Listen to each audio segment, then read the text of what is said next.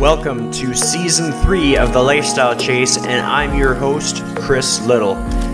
This podcast features high performers who have found a way to live their best life while balancing their health, wellness, friends, and family. To help this podcast grow, please share it on social media, rate 5 stars, tell your friends, and check out the past 140 episodes and counting. You can follow me on Instagram at Christian Little and at The Lifestyle Chase. Thanks for listening. Let's get started. So, welcome to episode 155 of The Lifestyle Chase, and I am joined by the one and only Lazina for a return visit to the show. So, how are you doing? I'm really good. I'm very good. Nice to see you. How are you doing? I'm pretty good. I got the dishwashers running in the background, so if people hear weird background noise, that is the dishwasher. But just doing some bulk recording for episodes, so I'm pretty excited with the guest list that I've been able to compile, and honored to have you back on the show. What was your day like today? Like, how did it start and unfold and all that good stuff? Yeah, so today it was a little bit, I took it easy, which was very nice. I don't know if you know this, but 2 weeks ago I ran my first marathon. So I'm in like sort of that post-run recovery mode. And so today I was it felt very nice to take it easy. So I woke up a little later than I usually do. I grabbed a cup of tea and I just sat in bed and read a book for a little bit. And right before this, for a couple of hours, I went and met one of my closest friends, and we walked in the river valley here for a couple of hours and enjoyed some fresh air and chit-chatting and stuff that we don't get to do in these COVID times as easily. So it was nice to be outside with literally my closest friend in Edmonton and spend that time together. Yeah, so that's what this morning looked like so far. Yeah, well, I mean, I'm really glad that you brought up the marathon, because I followed that through social media, and to really comprehend how much of a community involvement there was, and just like, it was just so cool to kind of like, I've run long distances, I've never run a marathon, I know how much perseverance it takes to build up to that, and in a year like this year has been, I can totally understand how like magical that moment would feel. So let's dive into that a bit further. Like, take me through the process. Let's start off with like what first inspired that idea. What was the light bulb moment that led up to that day? Yeah, so some of the background to that. Yeah, that's a good place to start. I've wanted to run a marathon probably since I was a teenager, and so I ran a lot when I was younger. I didn't run the way that I do the last few years. I ran a lot in my 20s too. But I've had a series, and we talked about this a little bit last time too, I've had a series of health events that made wellness and health way more purposeful in my life the last few years. And I would say in particular the last 3 years, I was like, I want to run a marathon. And I kept injuring myself. It was my Achilles at first. I injured my IT band last year, and that was like a 6-month injury. And then this year, beginning of January, I noticed I was having a lot of pain in like my right butt cheek, which turned out to be a hamstring injury for most of this year, and a piriformis injury. So anyways, those things prevent you from running long distances, though I had run a lot of half marathons in that time.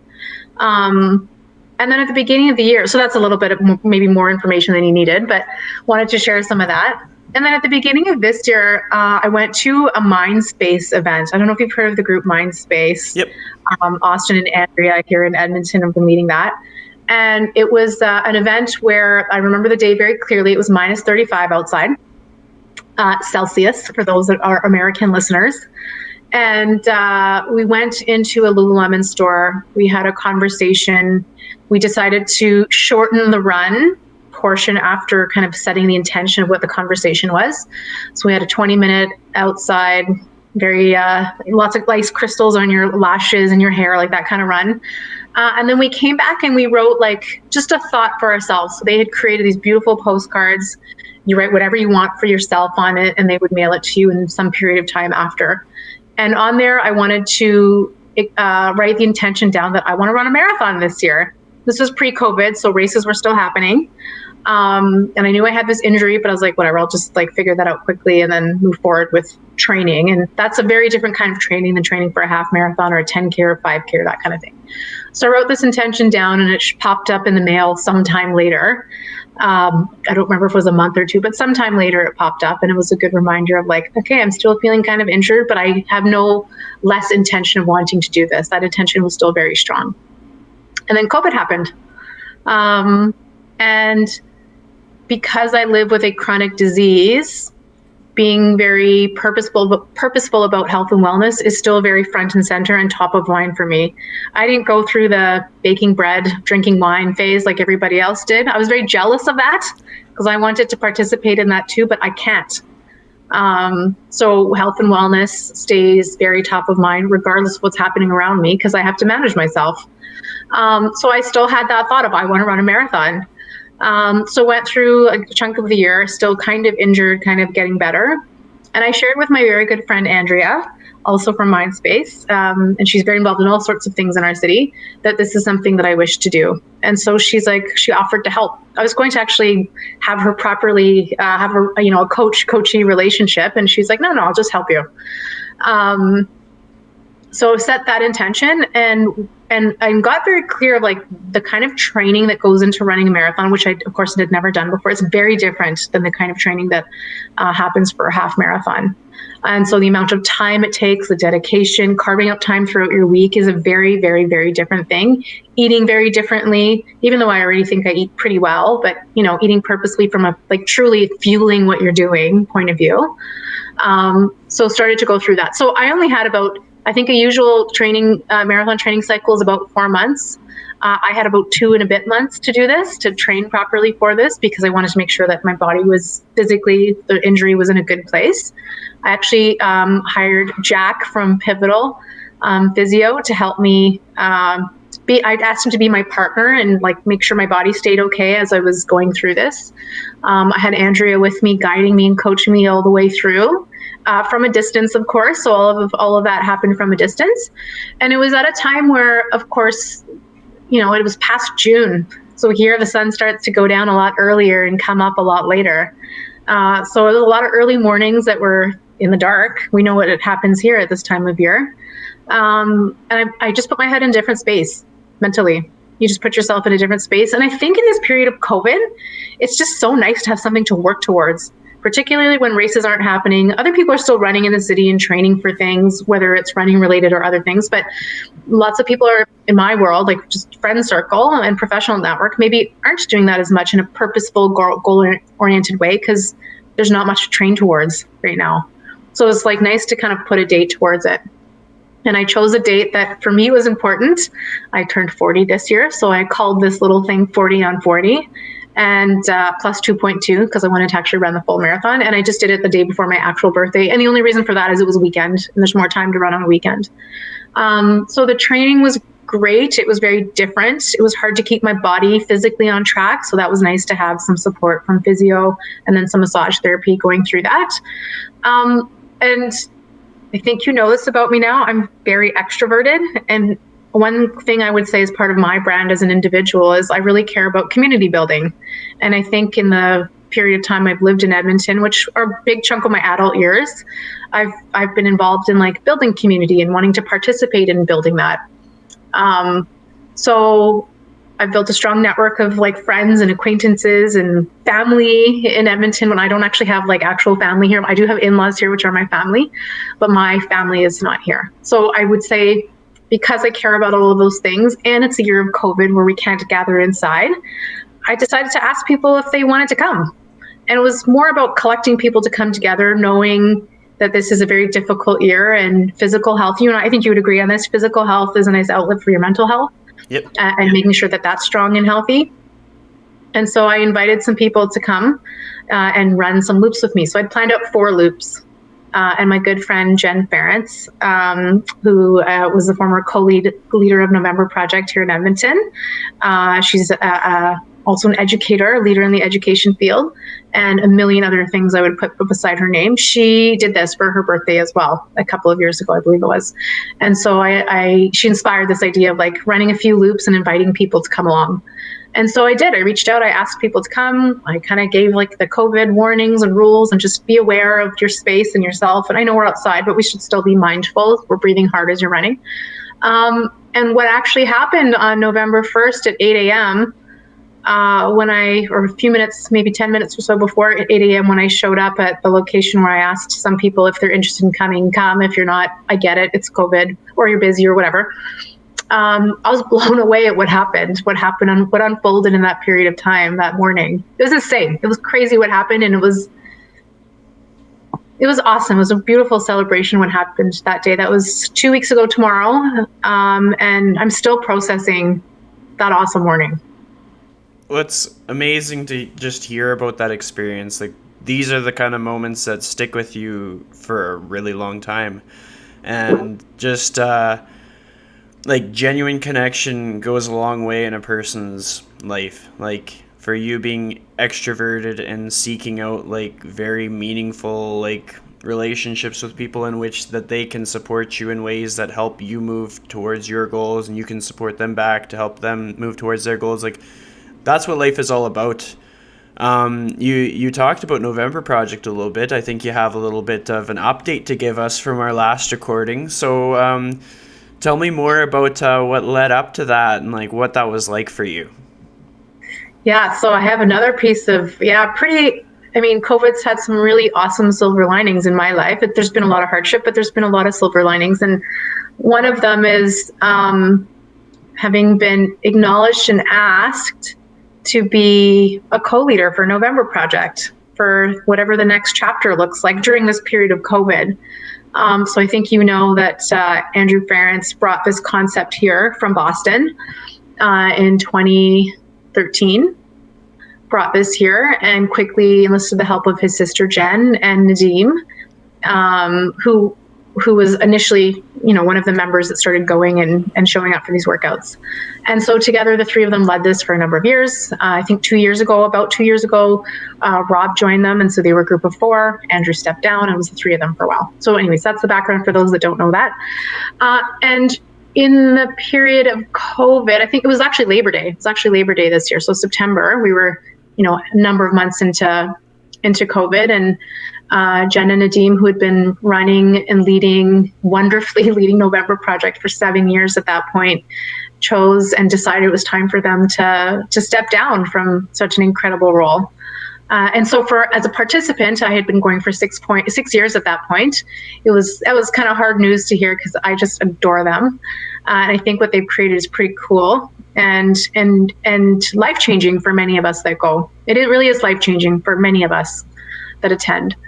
And shortly after that, with both of their support, Rob, who was the remaining co-leader at the time, so it was the 3 of them having this conversation with them, but Rob, who asked and acknowledged that, I've been going for a long time and I'm pretty passionate about it. And there's certain things that he sees in me in terms of a partnership with him to co-lead November Project here in the city of Edmonton.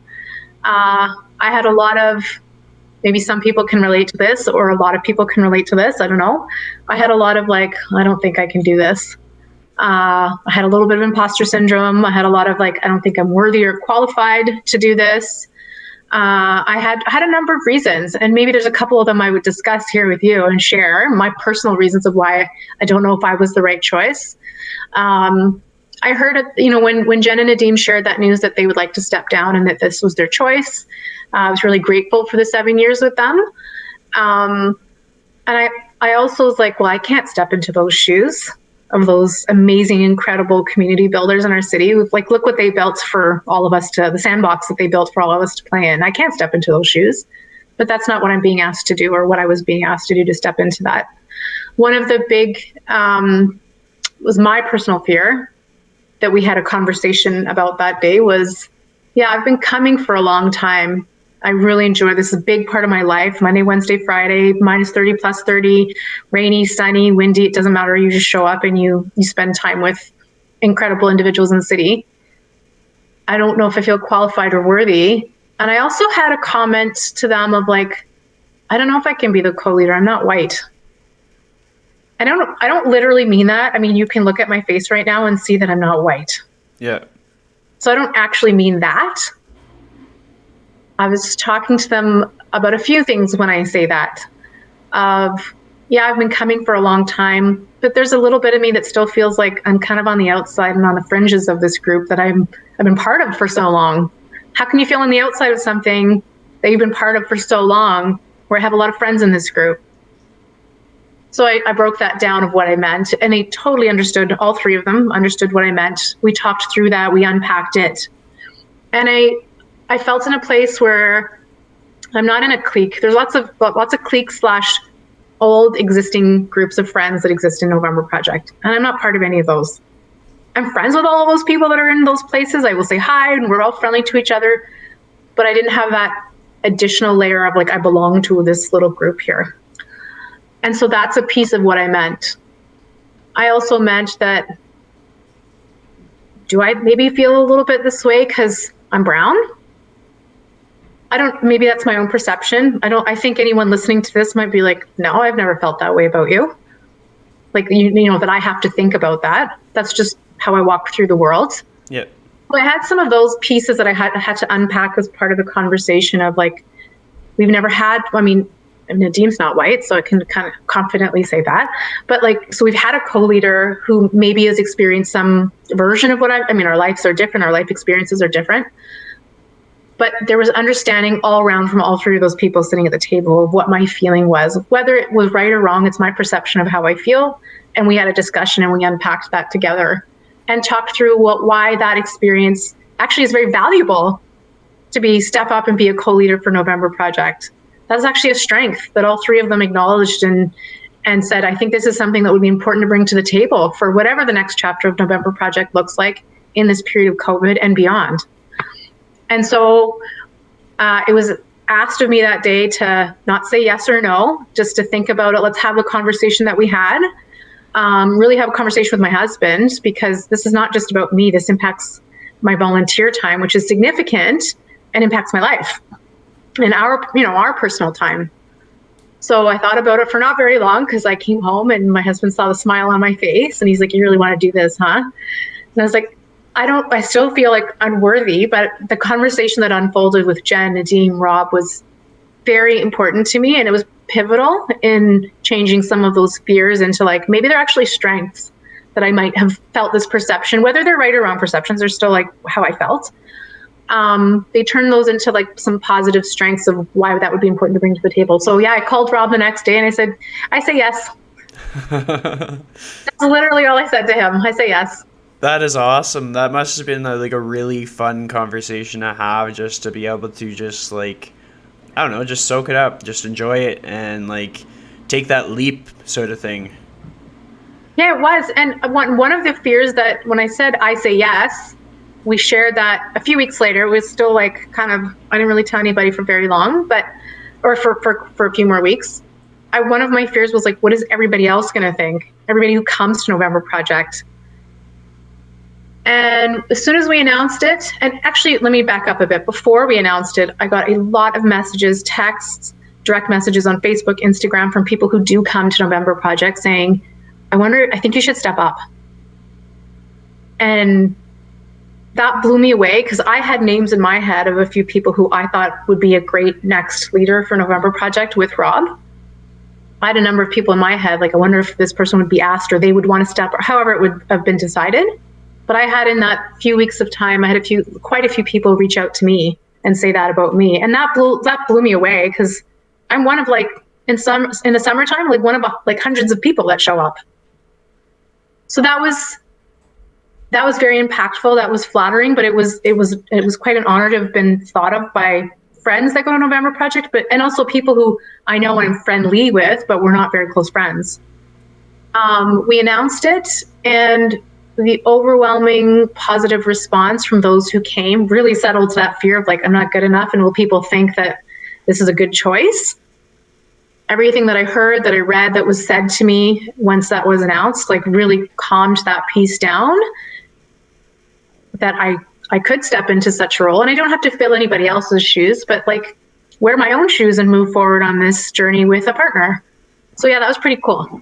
Well, it's an important message for people to really absorb, like being able to not have to fill anybody else's shoes, but having that courage to have the self-belief to move forward. Like I completely empathize with that whole process, like the whole thing, pointing out just doubts in stepping into that role with like who you are versus who I like. Let's say if it was between you and me being a white guy and you being brown, like there is that does exist in society, and it is such a tricky thing. But at the same time, like from me, from an outsider perspective, like I see all the November Project updates. I'm kind of one of those guys that pops in like twice in a summer and does the stairs or whatever when I'm bored. And so I get to see it from the sidelines, and I'm like, no, like there is great merit and value in having you as one of the leaders of that group. And it's just like there are things that you can do for people that I would never be able to do. And I think that's the beautiful thing about seeing you getting to take that leap and seeing that you have the strength and the courage and the bravery to do what you do best. Like from my standpoint, I got to see how many like online workouts you were kind of like leading, like just all of the different live feeds and stuff. And I was like, oh, this is awesome. Like her work ethic is just like next level. It's just your attitude through COVID was definitely motivating for like someone like me who my whole livelihood is fitness. And just you spoke to how you had to take a different approach to the whole like 2020 experience. And I know I've said it before, but like watching you prepare meals is like, for me, I don't need to watch like cooking TV anymore. I just watch your Instagram story because it's like, oh, I didn't think of that. And it's like, oh, I should probably refine how I cook things. Maybe I shouldn't use the microwave and things like that. It's just like, I value that perspective. And I'm a person that really like gets more out of life from having diversity in life. And I think if more people are open to that, they will have a lot more abundance to soak up. And I'm excited to see it all unfold and see people grow and evolve and take leaps and get strong because of the people that they're going to have in their circle. Like I think it's a solid journey. Yeah, I feel that way too.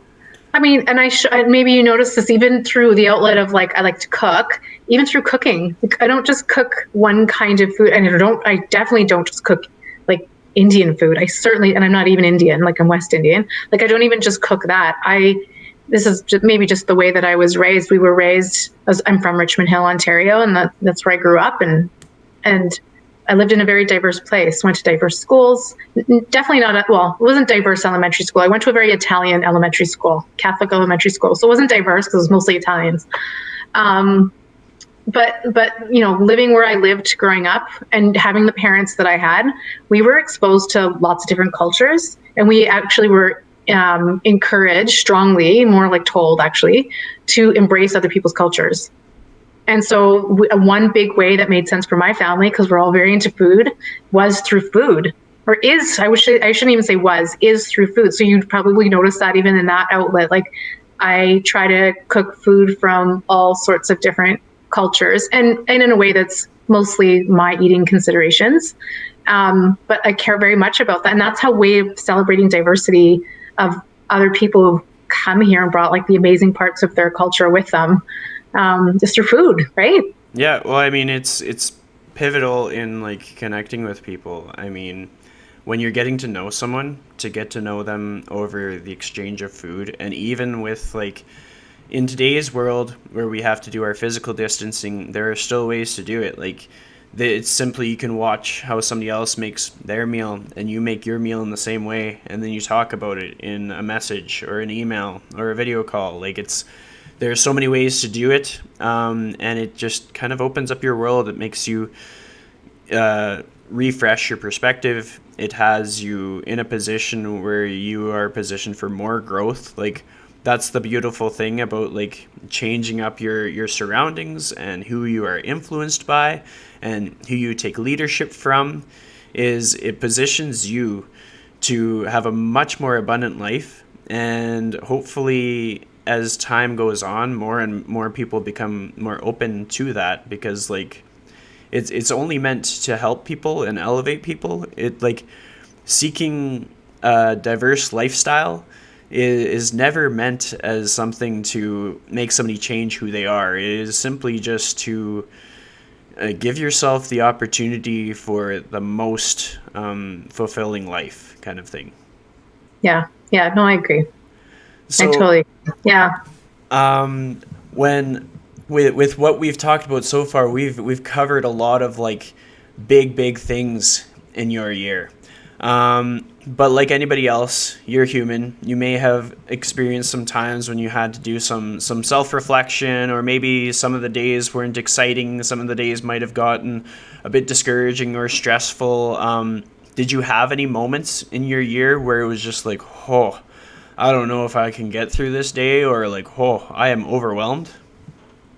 I'm very lucky. I think it's just my outlook on life. So if things have been a little bit challenging, I've had a couple of days where I felt challenged, but overall I haven't, and it's just mostly mindset. So I'll talk about the days that I have felt a little bit challenged, and there hasn't been very many. I'm very fortunate in that sense. My work situation is okay. It's been interesting to try to build and pivot a little bit and from a work point of view during this period of time, and that's gone, I think, very splendid in my opinion. There's some cool challenges there, but lots of interesting opportunities to grow and build. Mostly for me, it's like through health and wellness during COVID, but the pieces of time where I've not felt my best or when I can't connect with people. Yep. And that particularly the early days of COVID where we live, for those that aren't living where we live, it was freezing here at the beginning of this time. Mid-March when this happened, it was still like minus 15 outside. And so I'm okay going outside in that weather. I'm weatherproof, so I can go outside and be okay that way. But it's really hard to not do that with people that you know. And so the relationships with friends, near and far friends, like that was challenged very much. And even just our way of connecting, like I'll see you at this restaurant at this time, this place. And you usually just show up and you meet your friend in person. When you're then connecting with someone on Zoom, it's really easy to be like, oh, it doesn't work for me anymore. Can we chat tomorrow? Well, I'm the kind of person where I expected that time with someone because that's my outlet to communicate with someone. And when that is taken away for whatever the reason is, no one has bad intentions, that sucks. Yeah. And so then that goes inside my head of like, I just want to have that connection point, and that gives, for an extrovert, that gives someone like me energy to talk to someone. Like what we're doing right now gives me so much energy versus just being on my own. And that doesn't mean I can't just sit and read a book, because I did that a lot this morning. Like I'm okay doing that on my own, but in terms of revitalizing me, I need that connection with people. So those few times where, especially I would say more on, and it didn't happen very often, but it was more on like a weekend, because my weeks are very structured with work. And then there's some things, even the modified routine of COVID, there's things that you do between and after work. But weekends are times when they weren't as full as they usually were. And so in the beginning, that was exciting because it's like interesting to have like a different routine, but also you feel a little bit lost because you're used to doing the things that everybody has, is whatever your routine is. And they look different for all of us. Like I had more time sometimes to think more. If you've had experiences where you can't connect with people, that doesn't feel very great. So I definitely had some moments where I was like, well, how do I fill that void of gaining that energy? I'm pretty fortunate that I didn't have too much of that, to be totally honest. I am very, very lucky I didn't have that. And I think it is the journey that I've been through for the last few years of understanding, and I've shared this last time, so I don't need to go into the details of this too much, but understanding when you don't have your health front and center, you really don't have anything else. And so the journey of like, not just processing that, but like shifting mindset around what's actually important and actually caring about what's essential for your own well-being and happiness and health and wellness and wealth and all of those things for yourself. I feel like that period of time actually prepared me for COVID. It just did. I have a fairly strong mindset. That doesn't mean I don't have weaker mental health moments. I surely do. I think it just prepared me for this slightly slower pace. And because I've gone through the exercise over years as my own personal development of what's actually important, I shed a lot of those things that were not important a long time ago. So having this lesser stuff in life going on and more quality time, it's awesome. Well, I mean, you outlined something that's really important to remind people about, and it's truly that sometimes there's so much in the world that can kind of get distracting and get in our head and almost like reframe our situation into something that is worse than what it is, or just so many different ways to take it. But I'll like explain a bit deeper. When it comes to us in finding our most best situation to be in, sometimes it is truly about like stopping, slowing down, and like looking at like what are our basic needs, and looking at how we can really dive deeper into the quality of the food that we eat and the quality of the movement, and then realizing, okay, like what is it that we need? Is it conversation, like meaningful conversation? Is it check-ins? Is it the ability to learn and evolve and experience like new things and challenge ourselves? Like it can be very multi-layered, and the more like soul searching we do or the self-discovery we do, the better positioned we are to feel a sense of stability in trying times. Like, I mean, I definitely can relate. There was periods of times in COVID where I felt I was like, yes, this is in my wheelhouse. I totally have this under control because of the amount of self-discovery I've had to do as like a self-employed individual. And then of course there's like times when it's like, oh, I'm used to like connecting in this way and that way. And then I realize, well, what did I take out of connection the most? And then I just find ways to reproduce that in different contexts. And it's like, it's not always flawless, but having that context helps. Something that Yeah. stood out to me from sort of like watching your COVID journey is experiencing the mountains fairly frequently. So like, I mean, not super frequently, but like you went to the mountains at least once, right? I went twice, once in May and once in June. And so this is a silver lining of COVID, that because we have this work from home situation, at least in my world, I do. I know lots of people aren't in that situation. I had the flexibility to kind of work from anywhere. So I took advantage of that and took that opportunity. And so a week in May and a week in June off, my husband and I went to the mountains to kind of half work, half spend some time like exploring. And so that was really fun. So I got some time to do that. And I got to, we spent time in Canmores where we were in May and in June. And I got to know that town a little bit better. I don't know about you, and for those others that had this experience, I kind of spent like a weekend there, or maybe blow in, blow out kind of thing over a day. And I didn't really get the chance to like know some of the walking paths and the bike trails and like where stuff is and like those kinds of things. Like I just know where a couple things are, where the Nordic Center is, and that's kind of really it. But it was cool to spend some time there. And get to learn the city. And then another, like a big thing that actually happened as a result, another awesome silver lining of this period of time, is I got to go home and work from home. And home for me is Toronto, Richmond Hill, Ontario. Well, I'm from Richmond Hill, but the GTA.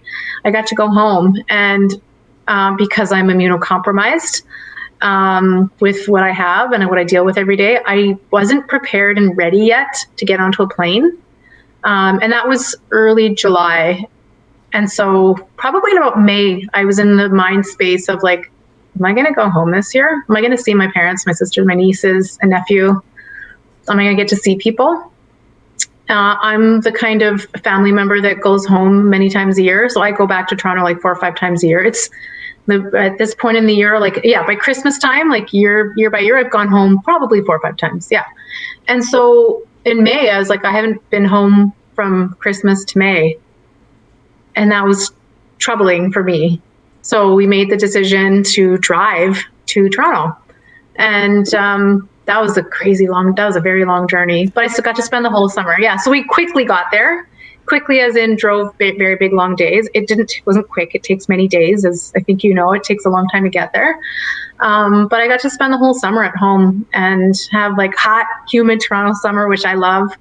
and spend time with my family. So that was really cool. So there was some cool silver linings for sure of being able to be elsewhere while still fulfilling, expectations career-wise, but spending time somewhere else. So I think that was another cool silver lining of COVID, to get to go home and do that. Yeah, well, it's cool the way you outline Canmore, just in the sense that a lot of people go to Canmore, but a lot of people don't really go to Canmore. And even just in the greater sense of it, like with Kananaskis and all the hiking trails and just everything that you can experience about the geography of our backyard. I've definitely, like, I've been a person who's just done a quick day trip just to go for a walk, and like then just hop in the car and go back home, because like maybe that's all I could do in that day. But like there is a lot of growth that comes from going for a long, like I usually allude to them as like being a vision quest. Like just walk until your legs are tired and then turn around and walk back. Like make sure you're safe, make sure that like go with a friend if you can, but like don't have like the expectation that you need to do a very specific thing. Have an idea of where you're going and then just walk, be with your thoughts, reflect, think about your obstacles, think about things that you know that other people have done or tried or seen, just like we would when we're like seeking out our next recipe kind of thing. And then as you walk back, you might come up with some solutions. And then if it's a long drive, like you talk about driving across Canada, like long drives are awesome because it gives you so much time to sit in your thoughts. Like, did you have any big moments or big ideas on that drive, or was it just a lot of just like focus and get the job done kind of thing? On the way there, like, I mean, there were big days, right? So we had lots of really big conversations. We listened to a lot of podcasts. Some that were like kind of like, we listened to Beartown, if you've ever heard of this. That was very cool because it's like a cool series on Netflix where you just want to consume it and binge watch it. So that was pretty good. But we got to see pieces of Canada that I've never seen. I've flown over at many times and maybe looked out the window or maybe not. I don't really like sitting by the window, so I'm probably not. So that was really cool. And even parts, and we had lots of comments because lots of people we know have done this drive, whether you live here or you live in Toronto, like lots of people have done this drive. And so it was interesting to see pieces of Canada that really make you appreciate how lucky we are to live where we live, but also and just the beauty of where we live. So even places that I know have been characterized, I've heard this from many people, wherever they live, it doesn't matter, that like there's certain pieces of Canada that are kind of boring looking in that drive. I didn't find anything boring. Was it long? It was a very long drive. But every piece was very different, very diverse. We live in a very big, diverse country. I only saw a piece of it, right? There's still like lots on either side of that drive of Canada that I haven't seen pieces of. So yeah, some of that it was very long, but the landscape, some of the towns or the cities that we went to, like was all very interesting. And again, this is a piece of like, we're so lucky we live in 2020. We both of us, well, and it was mostly me because I wasn't driving. I had my phone. So whatever we saw, we could just Google it and find out about that. We didn't just have to wonder, like, oh, I wonder about this, and then somehow figure how to look that up later, ask somebody. You could just find out right away. And I'll give an example. We were driving through, the first night we drove from Edmonton to Brandon, Manitoba, and we stopped there. And we woke up in the morning, and it is flat, like I've never experienced flat or seen in my entire life. It's crazy. And so lots of people talk about how it's flat and boring. I didn't find it boring at all. We were fascinating at how flat it was for hours and how yellow it was at that time when it was early July. So it was very, very yellow. So we were fascinated by that. And we're like, I wonder how far you can see right now. So just questions you would have, like, I wonder where we are. So it was like, I wonder how far you can see. And so we both were like, is that 15 kilometers away? Like, I have no idea how far away that is. And so we Googled, like, how far is the horizon? If it was totally flat, like, how far can you actually see? So we had some cool moments like that, or especially when we got to the Canadian Shield, we wanted to learn. I knew a lot about the Shield, well, a little bit about the Shield growing up and learning about that in school, but neither of us knew that much about that. Like, how do things grow here? Or like, we just wanted to learn how do you build in this landscape? Like, it's just interesting things like that where you can just quickly Google and find the answer to stuff. Or how is this town here? There was lots of questions like that. So it's kind of cool. Yeah, that's a good way to travel, and especially having access to the Google the entire time Yeah, is something that we take for granted sometimes. The ability to dive a bit deeper, live on the fly kind of thing, to understand, oh, like that is why the town is named Elbow or Eyebrow. Like those are two Saskatchewan towns that I have frequented in past years, but and you talked about like the geography of Brandon, Manitoba, and it kind of reminded me of a time that I got hired to do some contract work in Lloydminster. And so I did the drive to Lloydminster. And it is also kind of flat and kind of just like, yeah, not too much going on. However, it was one of my most enjoyable drives because you set the vehicle in cruise control and you get this time to process your thoughts and you get time to like I find that geography can sometimes influence my thoughts. It's kind of like changing up if you're working from home and you've had the same desk setup for a long time. Changing up your desk setup can help you approach different tasks in a whole new way. for sure. Same thing for like thought processing. Like I would be on my drive and I'd be like, oh well, like this is how I set up my website, or this is how I do this, and why don't I try this new way? Like, why have I never tried that? It's kind of looping back to your experience with November Project leadership. Like, why not me? Like, why not? Like, I think a lot of people could definitely ask themselves that question. Like, no matter who they are, no matter what their experiences are, no matter no matter what. Because honestly, Hmm. everybody who makes it to something, everybody who says yes to something, started somewhere. Like Oh yeah, nobody is just born and then all of a sudden they have like all this experience or somebody like them has done it before. Like a lot of people have been the first person to do something, and so why not them? And I think people can lean into that and ask themselves that question and find people who support them doing that thing. I think that's paramount into moving forward into any big goal, like moving forward. Just find the people who are like, hey, why not you? Because that's going to enable you to ask yourself that question and move ahead and take those leaps and grow and be the leader that some people honestly need to see. Like, it excites me to think about how a community can feel more like a community when the community is seeing the leader that they need to see, if that makes any sense. for sure. One of the things, maybe I'll share this one last thing about November Project from my perspective as someone stepping into this role now. A friend of mine asked me this question as I was feeling scared about this, saying yes to this. And she said, well, what would the possibilities be if you said yes to being a co-leader? And so there's some interesting things that are starting to happen. Like I see things a little bit differently than those that have come before me and those that are leaders in other cities around the world. There's 52 cities around the world that host November Project. I see things differently. We all do. We're all different. And so just being able to see things a little differently and maybe injecting my flavor. But also, I think the possibility, the big thing for me is like, well, what if more brown women showed up? Yeah. What if what if a hijabi woman showed up? Like that would be that would be awesome. What if more black guys came?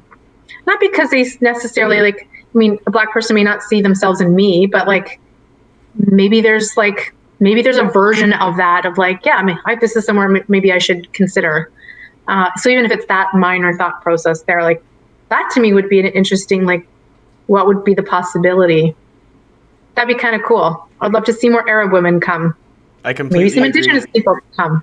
Yeah, like I'm on the same page there. Like honestly, I think that makes a huge difference. I think it's similar to my podcast. Like I want people to see themselves in the guests that I have. And sometimes it's not easy to get somebody that everybody can see themselves in, but if I have the intent for that, it makes it so much more valuable than when I say that I want to help all people feel resilient. Then there's a better chance that all people might actually feel resilient, and I'm not just saying that they should. And yeah, it's going to be super exciting to see how it all unfolds and see what can come of everything. But having said that, let's talk about goals. Like, are you someone that has like a goal set for the next 2 years? Do you have something kind of on your radar that you're working towards? Like you got your marathon, you got that done. Like what's next? So I had this like literally the day or two after I did that, when I was in pretty bad pain from the injury that I had. I was in a rough shape the very next day. But already my head was fine, and I was like, okay, what am I going to do next? So there was already, I mean, I think if you maybe have a little bit of this personality, you kind of have some of that, right? What am I going to do next? I think career-wise, there's some pieces. So I run a mentorship program for entrepreneurs through the University of Alberta. That's what I do full time. And so I think there's some pretty big goals that I've already set for myself in that space that I want to make sure I put my mark on before, if I, I don't think in that time, if I choose to like move on, but there's some big things that I wish to do. So I think I've sort of lined myself up in that space. In the very, very short term, physically, I want to do some pull-ups. I think this is a nice little winter challenge for myself of like, I'm pretty scrawny and little. I mean, I have some strength, but I would like to spend some more time in the strength space this winter, which will better inform my running, I know. But I think this is just a fun challenge to do. So can I just do some pull-ups? So that's just a personal thing. That's not like nobody needs to know. I mean, I'm telling everybody right now, I guess, but that's just something that I want to do for myself of just, can I do some pull-ups? So I think some nice physical challenges are some things to do. Beyond that, like with November Project, this is unfolding, and because of COVID, because of the opportunities that happen when you think about diversity and inclusion in that community, I think there's some interesting things that I want to work towards.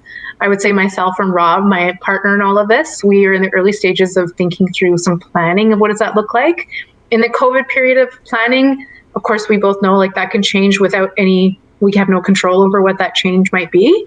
But we're planning to put some pieces in place that can help us through like the long, cold and dark season that we have in front of us right now.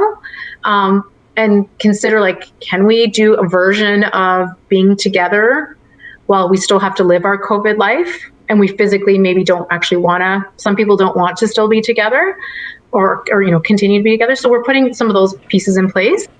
I think another big thing it's a goal, but it's something I'm aspiring to well, it's a goal. I'm working towards it. I have this really exciting platform being an ambassador with Lululemon. And when I said yes to this, it was very flattering to be asked and quite an honor. It's not many people get asked to do this, so that's pretty cool. One of the things I said very, very early in this last year, probably April or May last year, 2019, was when I get to go to a lot of Lululemon events, whether it's a running event or a HIIT event or whatever it is, just a community building kind of event before being asked to go to take on this role. I was asked to lots of things. It was very nice to be included in the community. I always felt like I was in the ground person there. Like, it's a lot of like skinny white girls who are really fit and go. And I love those skinny white girls. They're great. But that was a big point to me of like, this is not a very diverse community of people that show up to these kinds of events. And there was a lot of acknowledgement from the leadership groups here in Edmonton within Lululemon that, yeah, you're right.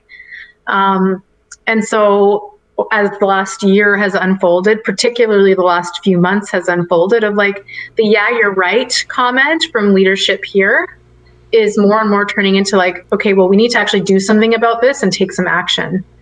And I'm already in the space of being an ambassador for what I really enjoy is the organization of Lululemon. Can I have more of a voice in that space? And I don't need to be like, well, we should consider this in any kind of preachy kind of way, in any kind of negative kind of way, but can I just show up as me and do what I do and share how I share and maybe open my arms a little bit wider and say like, come and join us. Like, you're part of this community. Like, come here, brown friend, black friend, Filipino friend, like whoever it is, come and just do this because you're part of this community. And I want you to be part of this community. And so I think some opportunities have already happened for me in that space to use that voice. And it's really just like, go ahead and use your voice. Like you are empowered to speak up and to share and to include others. And so I want to do more and more of that in a purposeful way, in a meaningful way. And I mean, I also have to work in my own version of like, including others as well. Like, just because I'm a brown woman doesn't mean like I'm fully inclusive of everybody. Like, I have my own biases as a person too. I also know some of the experiences that have been like crappy experiences that have informed how I see things and how I do what I do as I move about the world, and why I do want to consider and include others, because it doesn't feel good when you're not included because of how you look. And I've experienced that. I mean, that's the reality. When you look when you look this way, and you've grown up in a place that's you're quite the minority in Canada. When I was younger, you don't always feel included. Yeah, well, I think that's dialogue that people need to be open to receiving, like just like giving people space to say, like, what is your experience like? And then for me to sit down and listen to people just tell me what their experience has been like, and for me to think, okay, like I might have not known that, or now I understand that even more, or now I know the importance of like voting for certain things, or asking people to the table, or supporting different businesses. Like, then you know the value, you know how it impacts people's lives, like on a very real level, not just like on a surface level. Like, it completely changes people's lives, and so it's crazy. Yeah, it does. I'll share an experience with you, actually. I won't share names because I don't think this friend will want me to share her name. It's different when I share the experience with you versus you experiencing it yourself as a white person. So I'll share this because I think it was really impactful for my friend to go through this with me, a person of color. So I have a very good friend who's white. She's a pretty close friend of mine, and she has kids.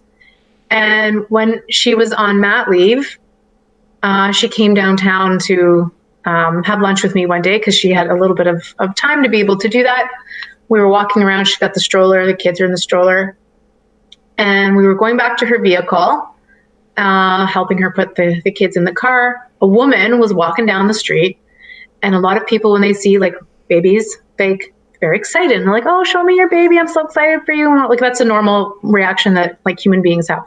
So this woman was walking down the street. She wanted to see the beautiful babies, and like, ooh and ah and Googling, and goo goo gaga over these little babies. And it was very apparent. She didn't explicitly say anything. It was implicitly this happened. It was body language. It was tone of voice. It was the way she sort of implied things. It was very clear she thought I was the nanny. It was very clear. Wow. It was very, very, very clear. So I didn't know so we didn't say anything. I didn't know if my friend experienced what I experienced. Because again, right, like I said, with November Project, this could have just been my perception. So says, whatever she says to the babies, we'll say goodbye to this woman, get in the car, and my friend is just about to drive me back to my home and then go back to her place with the babies. We get in the car, and my friend was like, holy crap, that woman thought you were the nanny. Like, so I did the, like, I know. Like, I wasn't surprised. I wasn't offended. These things happen to me in my life. They just happen. I think that might have been, and I don't know for sure, actually, I don't even know if I asked my friend, was that the first time you've ever experienced anything like that? And it occurred to me that maybe she's never experienced that, where she's profiled or, had that implicit bias put towards her because of the color of her skin as a white person. And that prompted, now fast forward a number of years, it prompted me in this period of time to have a conversation with my husband, who's white. My husband's white. We've had many conversations in this period of time where, social justice challenges, considerations, opportunities have arisen for us. And I've had the conversation with him in a challenging conversation we had a long time ago, or a few months ago. It was like, I never asked this in 12 years I've been married. I'm like, have you ever experienced racism as a white person? Like, it was interesting. I never thought that before. Yeah. Has he experienced moments where he's not felt included for whatever reason? Yes. Has he felt bullied over something? Yes. But feeling those feelings because of the color of your skin? No. I think he would have said yes. He's traveled a lot in his life. So I think he would say yes, being in other cultures. So there was an element of relatability, but it was just an interesting question. And then that moment with my husband actually made me think about that moment, I think it was 6 and 7 years ago with my friend, of I was implied that I was the nanny. Well, It's a weird feeling. yeah, well, I mean, I completely understand it all, and like something that I've really absorbed, I guess this year particularly, is just like certainly everybody can have their experiences, but how much impact does that experience have on like your life as a whole kind of thing? Like I could go to a new country and maybe have a different experience than I would in Canada, but is that going to change my whole life? Not really. And it's when it changes somebody's whole life that it's like, well, this isn't okay. And so for me, being the white guy, I have to bring that up. And then more people can understand, like, oh, like, it's not so much that we don't notice it. It's more so that we aren't doing anything to stop it. You know, like we aren't we aren't doing things that make people understand that you need to listen to everybody's experience and you need to just have different outlooks on things to ask the questions like so you are a new stranger and you are a new stranger and you are a new stranger and like tell me more about each of you so that I can understand your experience in this world and not just think that I know the experience and think that I know what you do or where you came from or what you're passionate about or what you made for supper kind of thing. Like so often we miss out on people because we're not like diving for further context, and that is with context to anybody and how they look and their abilities and everything like that. Like I find the deeper I dive into conversations with people, the more I get from those people, just like in how much they fill my bucket and how much they can support me and care for me. And like that might be very selfish, but at the same time everybody has that opportunity to be Hmm. equally Hmm. selfish. Like everybody gets to really enjoy what someone else brings to this world. And if you are not open to enjoying what they bring to this world, that sucks for you. And I feel bad for people who aren't willing to ask more, like deeper questions that open up their world to what there is in our midst, in our true, genuine community. Totally. I just think, I mean, learning about others and others' experiences and cultures and whatever, it doesn't have to be their culture, but learning about them is so important.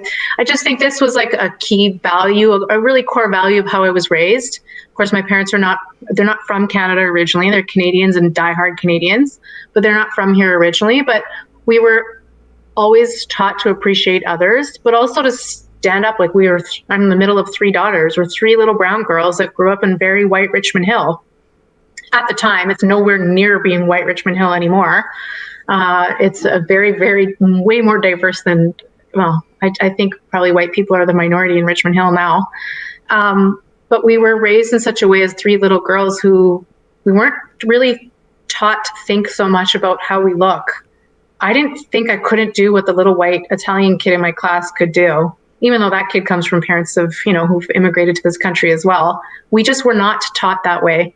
And I think also, like, I have a mother who worked full time in a strong leadership role in finance, which is male dominated, that industry in the 80s and 90s. And so the opportunities that they gave us based on their hard work, their sweat and their tears has given myself and my sisters the chance to like grow and be who we are and take leadership roles and put our voice forward, but also like not really care that much that I walk through the world as a brown person. I know that. I know that every day. I know that when someone implies that I'm a nanny, like I know that. But that doesn't stop me from wanting to like reach for the things that my parents want me to reach for. That's why they did all of that, so that I could do this. Hell And yeah. so, heck yeah, 100%. And so I don't focus. And so maybe that's just how I am. I don't focus on that so much, as opposed to like, I want to go there. I want to go there. Yep. And that's what they wanted us. That's why they came here. That's what they wanted for us as three brown women, to not notice that I can't do what the white guy can do and reach for the same thing that that guy wants to reach for. It never occurred to me that I shouldn't reach for those things. Well, like I mean, there's no doubt that everybody should be in that space, and that it is not community if everybody doesn't have that feeling. You know, like if everybody isn't able to show up like that, then something's wrong. And so, yeah, That's We should basically all it. have that we should all have that opportunity to strive for that. And if that takes, in my situation, I had parents who were supportive. In some people's situations, they don't have that. But should they have the support network, whatever that support network looks like? Yes. Yep. Yes, we should have that. Absolutely. So to loop this back in and to draw our conversation to a close, I have a challenge for you, and your challenge is to give a challenge to the audience. And so, drawing upon your experiences and the things that make you who you are, this challenge is meant to maybe put a person out of their comfort zone or perhaps just have them see things in a different way. But it would be the challenge for their day. And so, what I'll get you to do is say your challenge for the day is, and then just put it out into the universe. Well, you're springing this on me, but actually, I can respond very quickly. I challenge those that are listening to look at people and look at the person who's cleaning the floor, the person who's got an accent and is like barely speaking English. Look at those people very differently than you currently look at them. Because right now, I bet you don't even look at them. I bet people just pass those people on the street. That's someone's mother, that's someone's brother. More importantly, that's someone who came, typically, I'm not going to completely generalize, but typically, that's someone who came from somewhere else and has the grit and the hustle to have left whatever the heck they came from to come and build a better life for themselves and their families. Those people are warriors, and those people are amazing. And most of the time, we just pass them by because they clean the toilets and they do this, and they do jobs that maybe some of us don't want to do. But they have such hustle and grit. They've learned another language. They've come to this country. They've rented apartments. They've bought houses, and not in a land that they're from. That's crazy and amazing to me. And maybe because I have parents that come from that situation, I respect that. But I also have parents who only spoke English. They came from the Caribbean where English is like the language. They have accents, but they didn't come from cultures where English is not a first language, which is such a barrier. And so important when I see people who come here and they speak English and they can read and write in English, and that is not their first language. I don't know if everyone appreciates those people. So my challenge is to notice and see those people and see them differently and see them for the hustle and the grit that they have. They came here with most likely nothing. And look what they're building here. Well, it's so true. And even just no matter who is listening, looking into the people that you might not understand, that you might not have all the answers for, and giving them the time and the space to explore those answers with them at a pace that's comfortable for them. Not seeking answers right away, being patient to learn about people, learn about our neighbors, learn about people who we work with who we may not have ever asked the questions of. Yeah, ask the questions. Talk to your Uber drivers. Those people came from, not always, but typically for me, they've come from somewhere else, and a lot of them got PhDs and pick a thing. Like, talk to them about their experience. They're not that different. It's incredible that you bring that up, because I haven't gone in an Uber in the last couple of years, but back when I would use Uber drivers, like, honestly, like, they give the best dating advice because they have seen so many people.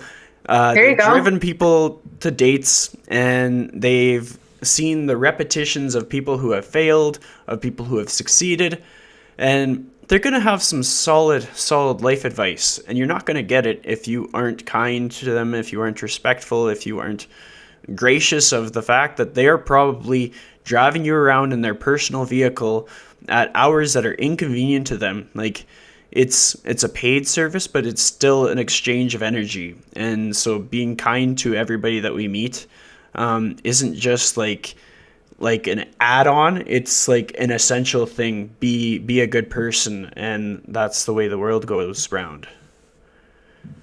So having said that, I'd like to thank you so much for joining me for a return guest appearance on the Lifestyle Chase. Well, thank you for having me. This was fun to have this conversation on a nice Saturday afternoon. Absolutely.